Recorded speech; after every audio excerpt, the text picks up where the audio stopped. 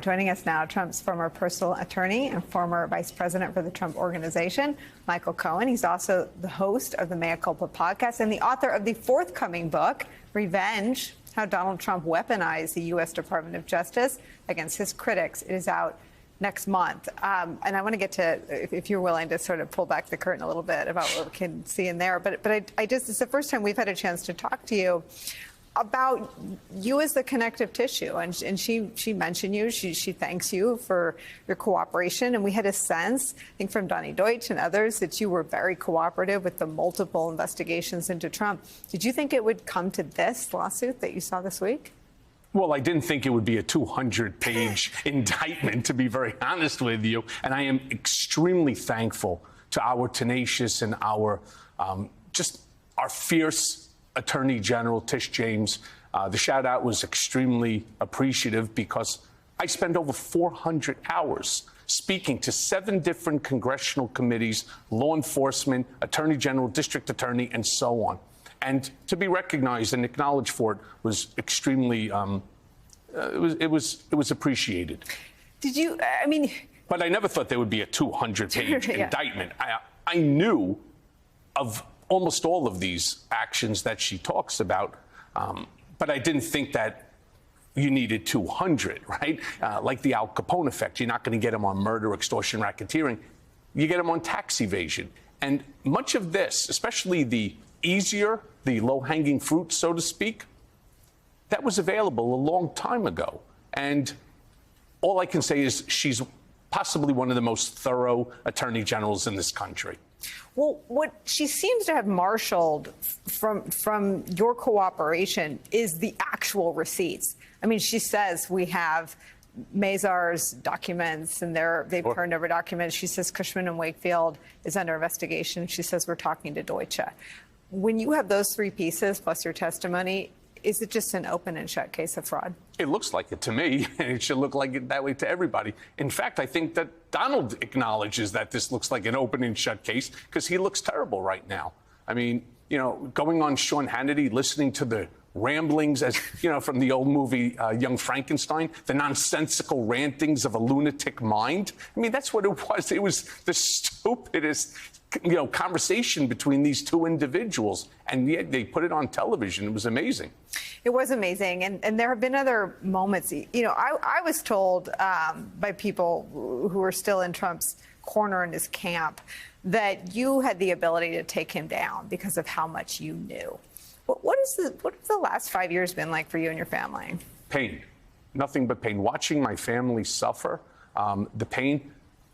I talk a lot about it in the book, Revenge. Why? Because I am responsible for the Stormy Daniels payment. Yet, nevertheless, the Southern District of New York basically put a gun to my wife's head and said, Michael, you either plead guilty on a Friday night at 5:30 to a Monday, or we're filing an 80-page indictment that's going to include your wife. And I'm like, there was no way in the world I was going to put her through this nonsense. And so I never thought the judge was going to give a 36-month sentence. I thought it would be financial. There would be some sort of a penalty. So when I started to realize that Donald was behind it, and it's where I go into the book and I provide not my statements, because Donald is excellent. He's an excellent marketer. He manages, whether it's the little Marco Rubio, you know, it's the Lion Ted, whether it's, which is funny that they're so close now, right? Don't worry, Ted, you're going to go into the bus soon, too. Right? And then you start talking about all of the other people, right? Low energy jet. He labeled me a liar. And therefore, my credibility came into question, which is why probably Alvin Bragg claims to people that I wouldn't be a credible witness. Nonsense. When I went and testified before the House Oversight Committee, one of the things that I did is I knew that every Republican was going to attack me on credibility. Why? Because I know the playbook. I wrote it, and I told them I know what you're doing. Not one of them asked me a single question about Donald. And so that's where Revenge goes into. And I lay out, not from my words, but from FBI agents, former FBI agents, current FBI agents, judges, prosecutors, in their words, not mine, explaining what was going on here. And all of this was created by a president who didn't want to be a president. He wanted to be king. Listen to the Sean Hannity. Yeah, only crazy. a king can think. and turn around and declassify with I think what's even a king has to declare things so. I mean, I think this is post... maybe 1700s. Yeah. But, you know, all of a sudden I was talking about this the other night when I was on another program, and I said, I hope he doesn't have that ability because I feel like my throat's closing. Maybe he's thinking about choking me, but I guess his power doesn't exist because I'm still here. What do you think is his state? You know, he was obsessed with taking that MOCA test, which is a metric. It's actually a very serious metric for cognitive decline, sometimes used as a screen for Alzheimer's. Why do you think he took it publicly so many times while he was president? Because he didn't know what it was for. You know, the people that are around him are as incompetent as he was in running this country. And so he had no idea that it was a cognitive test. He thought that it was just some yelling, sort of tomato. He thought it was an intelligence test. You can't make this stuff up. Folks, this is America. What happened to you? I mean, take us through what happened to you at the hands of the Bill Barr Justice Department. No, I mean, again, I talk about that extensively in the book. All of a sudden, you know, I'm released based upon COVID, based upon what they call comorbidities. I had several years earlier blown a whole series of pulmonary embolus, which shut down my lungs, and I have respiratory and cardiac issues as a result. And so I was released. Interestingly enough, when they were releasing me, they then pulled it back. And then all the files then had to go to Washington for approval. Then my wife had to go find the 300 pages from Lenox Hill Hospital where I was treated in ICU and so on. To make a long story short, what happens? I go for an ankle monitor, and I'm sitting with Adam Pakula and a woman named Enid Phoebus over at Department of Probation. And they're supposed to put the ankle monitor on me, and I had my son waiting in front of the building. All of a sudden, they tell me, well, we need you to sign this 2-page document. And it's not a 2-page document that looks like any federal document that you've ever seen, because it doesn't exist. They wrote it specifically for me. And the very first paragraph prohibits me from publishing a book, speaking to media. It's a complete infringement on my First Amendment constitutional right. And I brought a friend of mine named Jeff Levine, who's a lawyer. I've known him forever. We go there because I felt something was wrong, and I wanted a witness.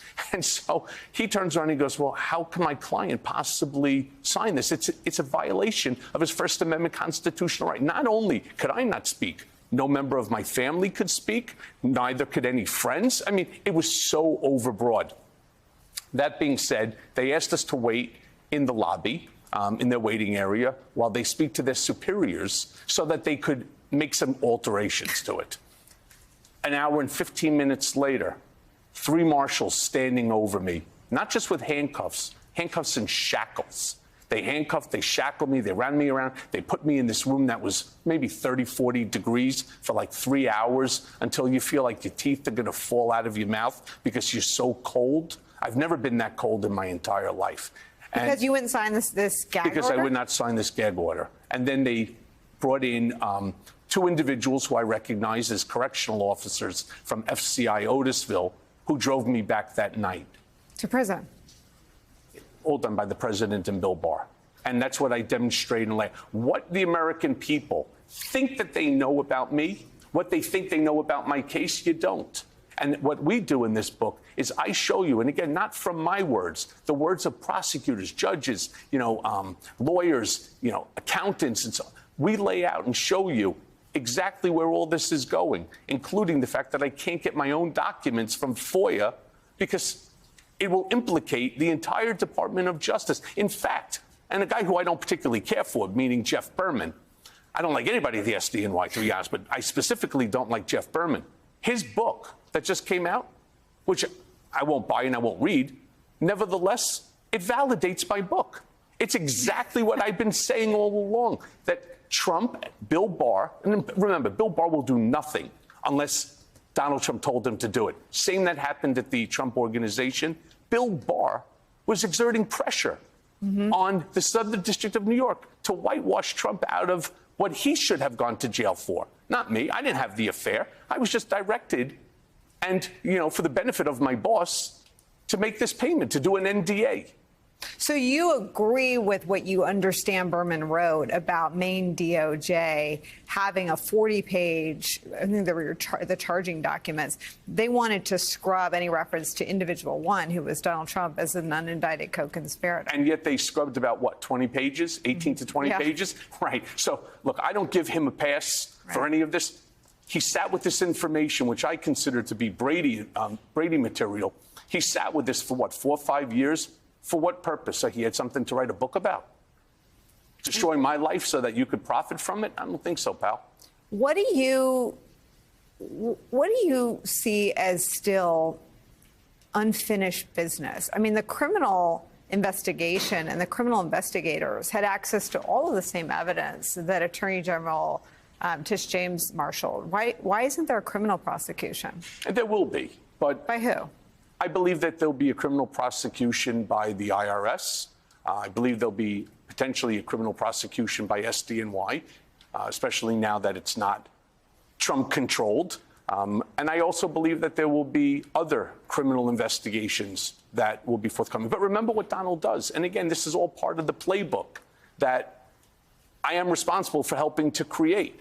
This playbook is delay, delay, delay. The nice part, he's not delaying anything from Tish James. She's not sitting back. She's fully committed. And she'll go down in history as helping to save democracy.